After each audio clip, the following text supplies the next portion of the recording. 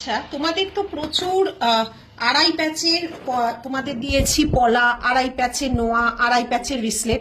দেখো তো, প্রথম আমরা নীলিশ জুয়েলারি থেকে আড়াই প্যাচের শাখা কোনোদিন দেখেছো কিনা, একটা নতুনত্ব সৃষ্টি করি। তোমাদের ভালো লাগলে সেই কাজ আরো এগিয়ে নিয়ে যাই। মাঝে রয়েছে একটা ফ্লাওয়ার, সেই ফ্লাওয়ারের মিনেটা আমরা বিভিন্ন রকম করেছি।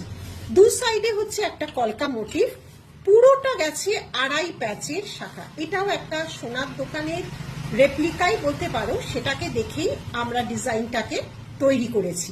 কেমন হয়েছে অবশ্যই জানাবে। মিনের ধরন কিন্তু আলাদা আলাদা। দেখো এখানে সাদা, মানে এমন করেছি কি বলতো, আমি যেমন হাতে পরে আছি, এগুলো পরলে কিন্তু আর পলা করতে লাগবে না। প্রতিটা ছিলা কাটিং দেখো আমাদের ডুয়েল টোনে ছিলা কাটিং হয়, আর এমন ভাবে মিনের কাজ করেছি যে পরলে অনেক কিছুর সাথে তোমরা পরতে পারবে। এই মিনেটাও দেখো একটু অন্যরকম ছোঁয়া দিয়েছি। কালারের ছোঁয়াটা দেখো, সামনে থেকে দেখা কেমন লাগছে তোমরাই বলবে। এই মিনেটা এগুলো একটু অন্যরকম ছোঁয়া। লাল সাদা বা মেরুন আর গোল্ডেনের উপরই বেশি করিয়েছি, কারণ এগুলো অনেক বেশি পরলে ভালো লাগবে। তবে এগুলোর সাথে পলাটা কিন্তু অতটা মানাবে না।